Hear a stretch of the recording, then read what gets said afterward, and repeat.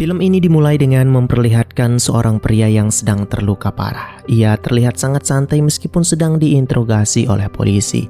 Ia kemudian memberikan makanan seekor kucing yang ia bawa. Kemudian pria itu ditanya, "Siapakah dirimu?"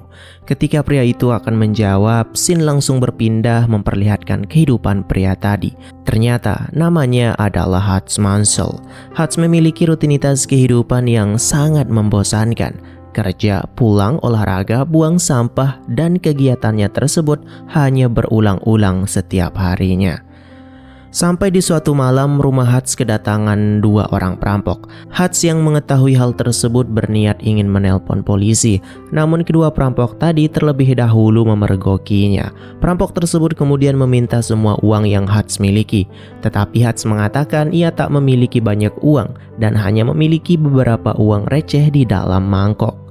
Namun sebelum perampok itu pergi, mereka mengambil arloji milik Hans dan saat itu juga ia melihat tato yang ada di tangan si perampok. Tiba-tiba anak Hans datang dan menangkap salah satu dari perampok tersebut. Dan saat Hans ingin memukulnya, tiba-tiba ia malah menyuruh anaknya yang bernama Black untuk melepaskannya.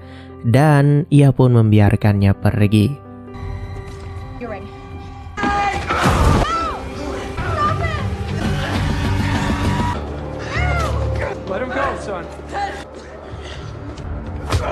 Setelah itu, Black merasa sangat kecewa atas tindakan ayahnya yang membiarkan perampok tersebut pergi. Padahal ia mempunyai kesempatan untuk menghajarnya. Keesokan harinya setelah kejadian itu, anaknya mulai menjauhinya. Hans kemudian memulai kegiatannya kembali seperti biasa, kegiatan yang sangat membosankan dan monoton. Ketika berada di tempat kerja, adik dari istrinya yang tahu kalau tadi malam rumah kakaknya kerampokan lalu menanyakan kepada Hans kenapa Hans tidak memukul perampoknya, padahal ia memiliki kesempatan. Ternyata dia mengetahui hal itu karena Black bercerita kepadanya. Hans kemudian menjawab kalau dirinya berusaha meminimalisir kerusakan. Kemudian adik iparnya memberikan sebuah pistol yang akan digunakan untuk berjaga-jaga nantinya. Tetapi Hans malah membuangnya. Karena terus kepikiran, Hans lalu membuka sebuah lemari di sana dan dia berbicara dengan seseorang menggunakan sebuah radio. Di sana Hans menjelaskan kalau perampoknya ada dua orang, sepasang suami istri. Mereka sangat ketakutan dan merasa putus asa. Itulah mengapa Hans tak menghajar perampok itu, karena ia melihat pistol yang dibawa perampok itu tidak berpeluru. Karena kalau memang mereka perampok profesional, mereka pasti mengisi peluru pistol itu. Setelah itu, Hans kemudian pergi menemui sang ayah yang berada di panti jompo. Di sana, sang ayah mengetahui kalau Hans sedang memiliki masalah dan ayahnya menanyakan, "Apakah kau ingat kita seperti apa dulunya?" Hans lalu menjawab kalau dirinya masih mengingatnya. Scene kemudian berpindah ketika Hans berada di rumah. Anak perempuannya bilang kalau dia kehilangan gelang anak kucingnya yang dia taruh di dalam wadah uang yang perampok ambil kemarin malam. Mendengar hal itu, Hans lalu pergi ke tempat sang ayah dan membuka kotak yang ada di sana. Dan ternyata ayahnya merupakan mantan anggota FBI. Hans kemudian mengambil pistol dan peluru yang ada di sana. Namun sang ayah melihatnya dan berkata, "Lakukanlah apa yang harus kau lakukan." Setelah itu, Hans menaiki bis untuk mencari perampok kemarin. Ia mengunjungi beberapa tempat-tempat tato dan menyamar sebagai anggota FBI sambil menanyakan apakah ada yang pernah melihat gambar tato yang ia bawa. Namun tak seorang pun mengetahuinya. Di tempat terakhir yang ia masuki, orang yang ada di sana menyadari kalau lencana yang dibawa Hans itu sudah kadaluarsa 20 tahun lalu. Salah satu orang di sana lalu menanyakan siapakah dirinya dan sambil mengeluarkan segopok uang, Hans berkata kalau dia hanya mencari seorang pria yang memiliki tato seperti gambar yang ia bawa. Beberapa orang berdiri dan akan menghajar Hans, tetapi salah seorang yang ada di sana melihat tato yang ada di tangan Hans. Orang itu kemudian mengatakan, "Terima kasih atas jasamu kepada Hans." Setelah itu, ia pergi dari sana dengan ketakutan. Melihat temannya yang ketakutan, pria yang ada di sana kemudian memberitahu Hans pemilik dari tato tersebut. Di bawah guyuran hujan, Hans mendatangi kediaman perampok tersebut. Hans menghampiri mereka berdua yang sedang makan. Hans langsung mengambil arloji miliknya dan meminta gelang anak kucingnya kembali.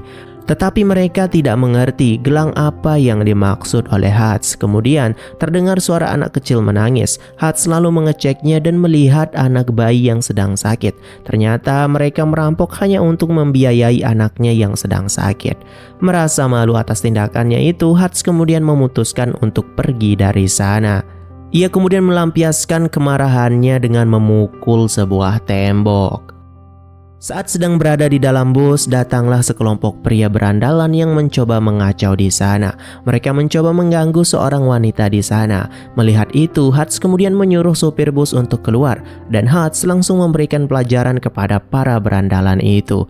Hats sempat terlempar keluar, namun ia kembali masuk dan langsung menghabisi mereka semua.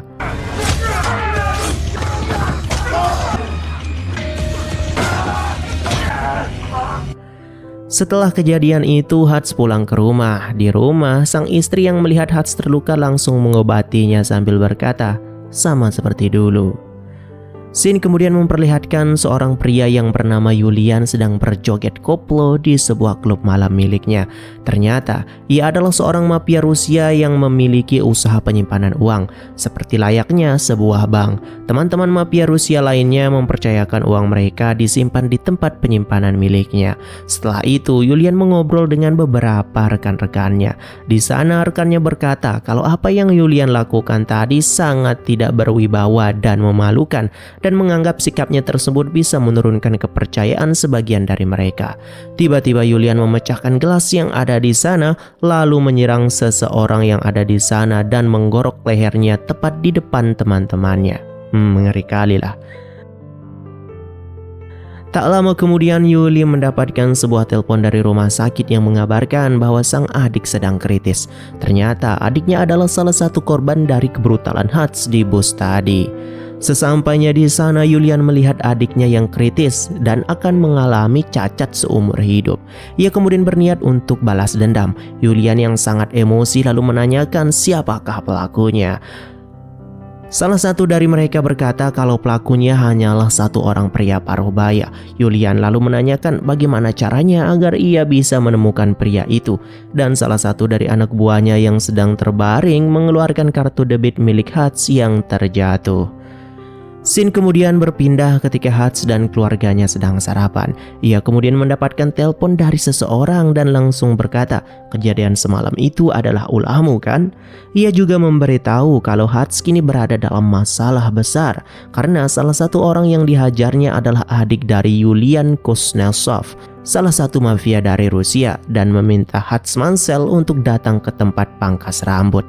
Tetapi Hats tidak menghiraukan peringatan itu. Ia kembali beraktivitas seperti biasa.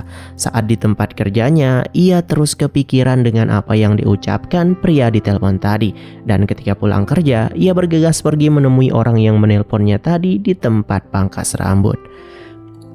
Ketika sampai di sana, Hats langsung meminta berkas tentang Julian kepada pria botak yang berada di sana. Si botak mengatakan kalau Julian ini sangat berbahaya dan yang terpenting dia belum mengetahui siapa dirimu. Tapi sebentar lagi dia akan tahu siapa dirimu, ucap pria botak itu.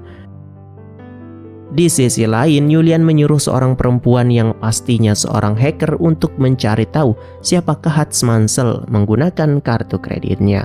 Mereka hanya menemukan tentang ayah dari Hats yang tinggal di panti jompo dan tidak menemukan berkas tentang Mansell.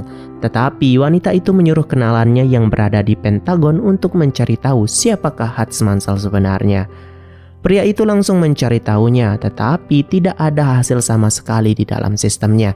Karena mengetahui tak mendapatkan hasil, ia lalu pergi ke ruangan arsip untuk mencarinya secara manual. Dan di sana, ia menemukan berkas bernama Nobody dan langsung mengirimnya kepada wanita itu. Dan saat wanita itu melihatnya, ia sangat ketakutan dan langsung bergegas pergi dan mengundurkan diri. Julian yang melihat berkas-berkas foto-foto Hats langsung menyuruh anak buahnya untuk menangkapnya secara hidup-hidup. Beberapa saat kemudian, Hans Mansell sudah berada di rumah untuk makan malam bersama keluarganya. Ia dan keluarganya nampak semakin akrab kembali. Dan saat itu juga, tiba-tiba ia melihat kedatangan mobil menuju rumahnya. Ia kemudian menyuruh istri dan anak-anaknya untuk bersembunyi di ruang bawah tanah dan menyuruh mereka untuk tidak menelpon polisi. Hans langsung mengunci ruangan itu dan mematikan lampu di rumahnya. Para anak buah Julian kemudian memasuki rumah Hans dan pertempuran pun terjadi.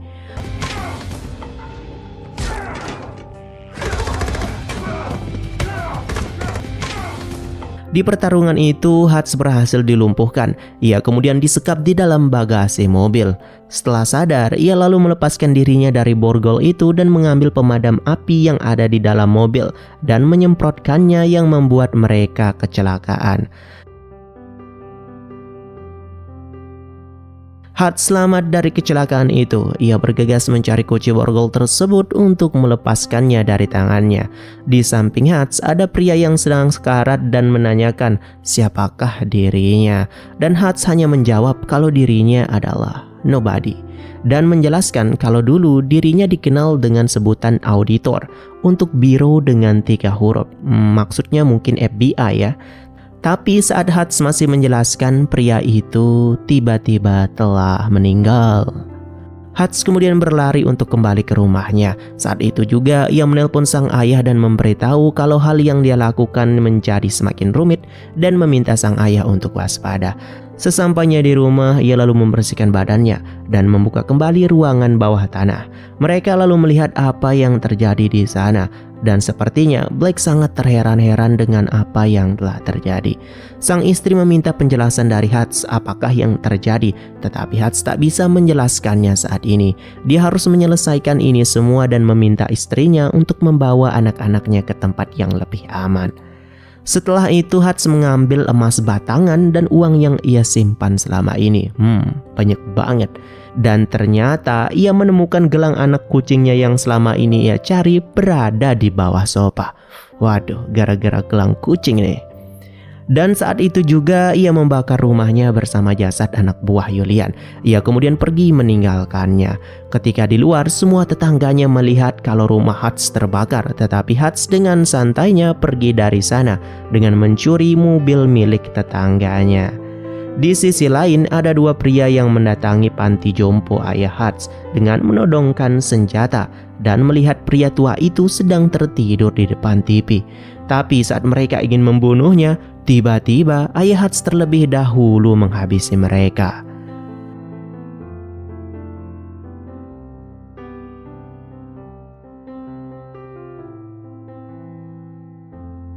Singkat cerita, Hans tiba di tempat kerjanya dan langsung membeli tempat itu dengan batangan emas yang ia bawa.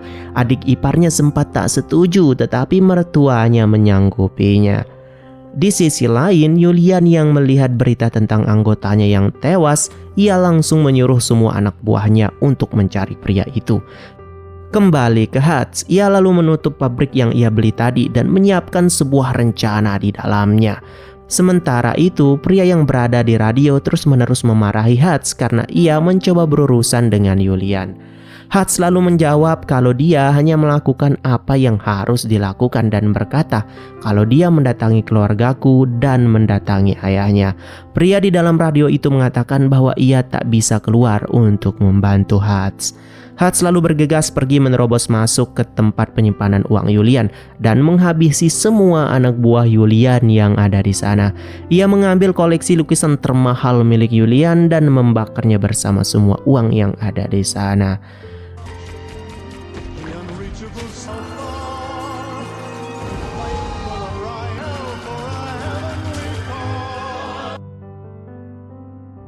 Di lain sisi, Julian sedang asik bernyanyi di klub miliknya. Tiba-tiba, ia melihat di depan mata kepalanya sendiri sudah ada Hans yang sedang duduk santai sambil makan. Dan Julian pun langsung menghampirinya sambil berkata, "Beraninya dirimu datang ke sini."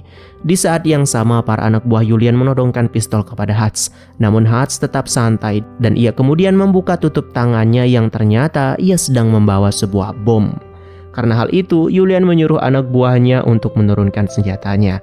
Hats lalu berkata bahwa ia hanya ingin berbicara sebentar. Yulian lalu menyuruh mereka semua yang ada di sana untuk keluar, dan mereka berbicara empat mata di sana. Hats berkata bahwa ia hanya ingin membangun ulang semua yang telah terjadi. Yulian yang tak mengerti lalu bertanya arti membangun ulang. Hats kemudian menjawab kalau dirinya telah membakar semua yang Yulian punya. Segalanya yang dahulu kau miliki, kata Hats. Mendengar itu Yulian sangat marah besar karena mengetahui semua uangnya telah terbakar. Dan Hats mengatakan bahwa ia menganggap impas semua itu karena Yulian telah berani mendatangi rumahnya yang seharusnya tak Yulian lakukan. Ia lalu menyuruh Yulian untuk pergi dan menjalani kehidupan yang baru jauh darinya. Dan Hats pergi dari sana. Tetapi Yulian mengarahkan seluruh anak buahnya untuk mengejar dan menghabisi Yulian. Aksi saling kejar-kejaran pun terjadi. Dan Yulian terus menembakinya hingga Hats memasuki sebuah gang kecil. Tetapi Hats berhasil lolos lalu memacu mobilnya kembali dan langsung memancingnya ke pabrik yang sudah dia beli. Yulian yang sampai di sana langsung menembakinya dan mengenai bahu Hats, dan tiba-tiba teman radionya datang untuk membantunya. Tidak hanya itu, sang ayah ternyata turut datang dan ikut membantunya. Ia berkata kalau dirinya sangat merindukan hal seperti ini.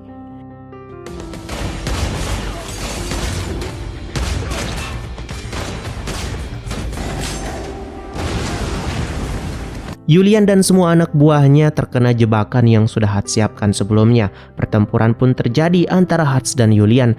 Banyak dari anak buah Yulian mati tak berdaya di tangan 3 orang ini. Mereka kemudian berkumpul dan menyalakan musik slow-mo sambil membunuh sisanya, sehingga menyisakan Yulian seorang diri. Tetapi mereka terpojok karena kehabisan peluru. Hats lalu menempelkan sebuah bom di kaca anti peluru sambil berkata, semua orang akan mati.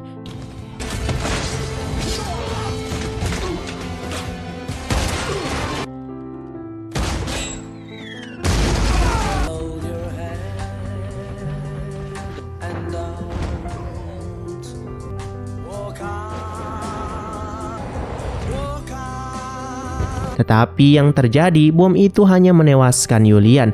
Ternyata bom itu sudah ia rakit hanya akan meledak ke satu arah saja. Setelah berhasil mengalahkan mereka semua, sang ayah dan si pria radio itu lalu pergi. Hats kemudian menelpon istrinya dan berkata, aku berhutang segalanya padamu. Kau mengetahui kehidupanku sebelum bertemu denganmu. Jika kau memberiku sekali lagi kesempatan, kali ini aku akan mencoba memperbaikinya, kata Hats. Ia lalu mengambil anak kucing dan makanannya beserta lukisan milik Yulian. Bersamaan dengan itu terdengar suara sirine polisi mendatangi tempat itu. Scene kemudian kembali saat di awal film. Ketika Hats diinterogasi, siapakah dirimu? Kemudian Hats menjawab 2 polisi tadi dengan mengatakan bahwa ia adalah nobody. 2 petugas itu mengira bahwa Hats hanya bermain-main dengan jawabannya. Tetapi tiba-tiba 2 petugas itu mendapatkan sebuah telepon. Seketika ekspresi keduanya berubah.